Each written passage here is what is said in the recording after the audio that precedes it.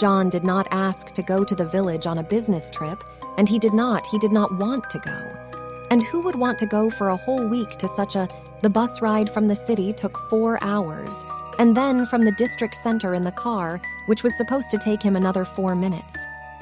The bus ride from the town took 4 hours, and the car to the district center took another 40 minutes. 40 more minutes. But a young specialist is a young man. There is no way to refuse. In that village was a church, an old, unusual architecture. Valina's task was to take pictures of everything there. From all sides, inside and out, gather information, prepare a report, to make a decision about possible restoration work. He arrived on Monday evening, set up where he was told to, and from Tuesday, he set to work. It was supposed to be completed by the weekend. He didn't want to go, but once in the village, John had a change of heart. Changed his mind. Work. One pleasure, no bosses around. You determine your own schedule. It is quiet and calm around you. People are smiling, friendly. The places are beautiful. The forest, the river, the forest, the river nearby. Not a job, a vacation. The only thing that seemed strange to John was the warning from Elsa, the elderly, friendly woman where he was lodged, that it was better not to go out of the house late at night. It was better not to go out in the late evening. She had told him this on the first day, barely, and had scarcely had time to get acquainted with the lodger. John didn't really intend hang around the village at night, but wondered why. "It is not customary for us," the hostess replied evasively. "We are used to stay at home. Why sit around? The sun is going down. It is dark." "But there are lanterns." "No lanterns," said the landlady. "They don't turn on the lights. It's the economy." John was astonished, of course, but on the other hand, why go in another's monastery? Maybe in the villages so is the custom. How could John, who had lived his whole life in the city, know about such things? In the evening, as darkness fell, he drew back the curtain, looked out the window. The lanterns were really out. Only the windows of the houses glowed yellow. Valya listened. Not a sound came out of the open window from the street. No sound was heard from the open window in the street. People must have stayed indoors. John shrugged and moved away from the window. All right, he too would sit. The more so, and there's nowhere to go. He hardly knows anyone here yet. However, when he settled in a little, started to work and got to know people, he realized that everyone in the village sings the same song, not a step from the yard in the evening. "When the sun goes down, don't you go wandering off," said Bill, the village headman, or whatever his title is. Good deeds are done in the light of day. It was a controversial assertion, but John didn't argue. Do you want to be locked up in the evenings? Be my guest. In the morning and near evening, he went for a swim at the river. In the daytime, he would work. After his labors, he returned home, where his mistress would feed him supper and then read, lying in a hammock in the garden. As evening grew cooler and cooler, he went inside and soon went to bed. This was the routine that John decided to diversify just before he left. Saturday morning, he told Elsa, "It's my last day in the village. I'm leaving tomorrow. What do you young people on Saturday night do?" There was a look of confusion on the woman's face, and John explained, "Maybe there is a club in the district center, or something else. It is interesting. New impressions. Why sit at home?" No sooner had he finished talking than the hostess burst out, "Exactly! Stay at home!" John was taken aback, and she was embarrassed when she saw that, and she added calmer, "I mean, you'd better rest before the road, watch TV. Watch TV, go to bed early. You have to get up at 6 o'clock on Sunday. We don't have anything interesting. What can there be? Saturday or any other day. A village is a village. We live quietly. Boring, you see." The woman spoke hurriedly, her cheeks flushed. Anyone would have understood that she was nervous and probably lying. But why? Elsa hurriedly shifted the conversation to some nonsense and began to serve pancakes to her lodger. He left the table and went to his room, thinking of the strange reaction of his hostess, of the landlady's strange reaction. While he was thinking, He heard a knock at the door. It was Elsa. "Don't be angry, Johnny." She adjusted her glasses. "I know you young people. You don't care for the words of old men. You'll take a chance on a trip to the town center. Don't do that. One evening and one night left, so let them pass quietly. In the morning, you'll leave and forget about us. Promise?" John, discouraged by this tirade, promised, though he could not, though he couldn't figure out why Elsa was so desperate to keep him in the house. But perhaps her efforts were unnecessary. By evening, it was raining, and the weather was not conducive to walks. John laid out the couch after supper and lay down with a book. The rain rustled outside the window, making him sleepy, and John did not notice how he dozed off. He woke up suddenly to a pounding sound. There was no sound of rain, and the nightlight was on. Elsa would not have been happy about this. Such an uneconomical use of electricity. John understood the reason for the knocking at once. He turned in his sleep, and the book fell to the floor. John picked it up, put it on the nightstand, and was about to turn off the light when he heard a voice outside the window. Was it just a dream? He was used to the fact that after sunset the village was silent. John listened and realized he was not imagining things. Some people were walking down the street and talking softly, and soft male and female voices could be heard through the quiet men's and women's voices could be heard through the open window sash. Curiosity urged John to get up and go to the window. He pushed aside the curtain and looked out. A procession of 8 men was moving along the street. 8 men were walking in a procession, all at a brisk pace. They were all wearing long cloaks with hoods, hooded cloaks. 2 were wheeling carts filled with they did not understand. A third was leading a goat on a rope, and the others had bags and lanterns in their hands. The strange group walked past Valya's house toward the center of the village. He put the curtain back in place and wondered, what was all this nonsense? They said no one goes out of the house, and then where did this company go? A local holiday? They don't let strangers in, but they're celebrating? If John hadn't been so nosy, he'd have gone back to sleep. But he was extremely intrigued and could not forget what he had seen. So he did the only thing that seemed right. He hurriedly dressed and slipped out of the room, determined to follow the night travelers. To get out of the house, he had to sneak past the mistress's room, and John tried to move as quietly as possible so as not to wake her up. What was his surprise when, involuntarily peeping through the ajar door, he saw that the bed was empty. There was a table lamp burning in the room, and Elsa was neither here nor in the kitchen, nor in the hall. She was gone, and that fact stunned John. The woman must have been one of the people who had gone out at night. It was damp and rather cold outside. It had stopped raining, but the liquid mud was squelching underfoot. John wanted to turn on his flashlight, but was afraid of being spotted, so he staggered on, getting his feet wet in no time. He caught up with the procession as it left the village. The people were walking faster than he thought. Where are they going? Was lost guessing. Johnny tried to keep his distance. Here was the village left behind, and the little meadow that was beyond its outskirts. The walkers went deeper into the woods, John following. He had never been this way before. The river was the wrong way to go, and John had never walked this way before. It was difficult to walk. Mud underfoot and darkness.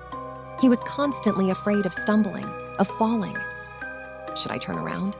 John thought, already regretting that he had gotten into this. But now he would have to go all the way. The men began to go down the hill, and John, as they approached, saw a rather deep ravine. The water was murmuring below. He was trying hard not to fall off. Good for him if he rolled under the feet of the travelers. John hurried down. The path was a treaded one, not even a footpath, but a ladder carved out of the hill and lined with pebbles. It was not even a footpath, but a stairway carved out of the hill and lined with pebbles. For convenience, they had made steps. John forgot his tiredness, and his curiosity flared up with renewed vigor. What did they want there? The men were walking along the stream, and John, sensing that the noise of the water was drowning out his footsteps, ventured closer to them. They turned to the left, and John saw their destination, a high, grassy hill, overgrown with grass and bushes, and something like a cave, a black hole. The men in cloaks approached the hole and began nimbly unloading the contents of the carts and bags on the ground. 2 were tying a goat to a thick tree growing near the entrance. By the light of the lanterns, John could see that they were moving swiftly and deftly, certainly not the first time they had done so. "It's time!" Someone spoke loudly, and it sounded like a command. They turned and hurried back. Just then, John realized that he was standing on the narrow path in their path, and the villagers were about to meet him head-on. He had no choice but to duck into the bushes and hide there. Good thing the dancing rays didn't illuminate him, didn't betray his presence. The villagers strolled past without noticing the boy. The right thing to do, of course, would have been to follow them, but then he would never know why they had come here. He'd sneaked through the bushes in vain, got his feet wet, and was tired. So, once he was sure the procession had disappeared around the bend, John headed toward the cave. Now he could light a lantern without fear of giving himself away and take a good look. As he drew nearer to the manhole, John saw a wide platform. Right on it were laid out foodstuffs, loaves of bread, mountains of boiled potatoes and carrots, cabbage rolls, slices of cheese, rounds of homemade sausage. The goat, tied to a tree, didn't even look at John, didn't move. The animal was overly apathetic. Perhaps the goat had been injected with some kind of medicine. What was the meaning of all this? Who had the villagers brought a mountain of food for? The goat, too. John shined a light in the direction of the entrance. The black hole seemed bottomless. The darkness was impenetrable. He stepped closer and smelled it. It smelled disgusting, rotten, like something soaked in a basin of stinky laundry, something musty, rancid. John recoiled, struggling to suppress his gagging, and then heard footsteps. At first, he thought that someone from the village coming back. It must have been the light of the lantern that gave him away, but immediately realized the sound was coming from the other side, from the side of the cave. Out of the depths, out of the darkness of the cave, someone was coming this way, toward the exit. The boy froze in place, continuing to shine the flashlight. The footsteps were approaching, heavy, shuffling, so eerie, inhuman. Vala felt frightened and wanted to run away, but he, as if paralyzed, he could not bring himself to move. He couldn't bring himself to move. "I don't want to see him," the one who dwells in the cave, who exudes the scent of death and moves so relentlessly. But he had to. A moment, and a nightmarish appeared before Valya. It resembled a human. Head, arms, legs, torso, but it was much taller. It had an ugly bald head on a short, thick neck, a hairless body with a muscular torso, long arms that ended in bony fingers. The creature moved on 2 legs, with a strong slouching and resting its knuckles on the ground. John screamed and sprinted away. The ghastly creature which dwelt in the it opened its mouth, full of sharp, crooked teeth, and sprang at him. John was able to get away in time to run away if he hadn't stumbled on the goat. He lost his balance and flew to the ground, miraculously not dropping the lantern. In a sense, though, it would have been better if I had, because then I wouldn't have seen what had become of the poor animal. The monster grabbed the goat, lifted it easily, as if it were no heavier than a handkerchief, and in one motion tore it in 2 halves. Tossing the remains of the animal aside, the monster sprang toward John and stretched out its paws, intending to seize him. John shrieked and then jerked aside in time to dodge it. But the creature had pinched him, tearing his forearm off with a razor-sharp sting, as if it had torn a chunk of flesh from his left forearm. John felt himself get dizzy, his eyes swirled before his eyes, and realized, he's finished. If he fell unconscious, the horrible creature would tear him apart like a poor goat and eat him. It looked like it would, but someone's voice sounded. The words John could not make out the words, nor could he understand who was shouting.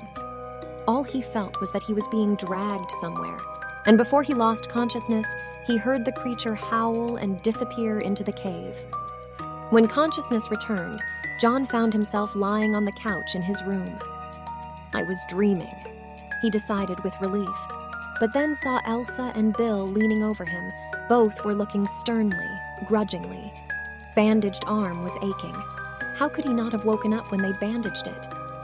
I almost died and they're mad, John thought, and he parted his parched lips and asked, "How did I get here?"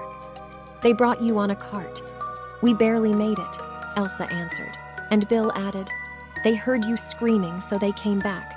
But you should have left it there. Let him have it. It serves you right." "What kind of creature is that?" John asked. "A cave dweller. That's what we call him, and God knows who he is." "God knows what he is," said Bill curtly. "I told you to stay at home when the sun goes down, but no." The elderly man shoved his hands in his pockets and went away to the window. John was embarrassed and his arm was twitching with pain, but he felt ashamed to complain. It was his own fault. "I'm sorry," he said, and Elsa shook her head. "I'm sorry," he said, and Elsa shook her head. "I'm sorry," he said, and Elsa shook her head.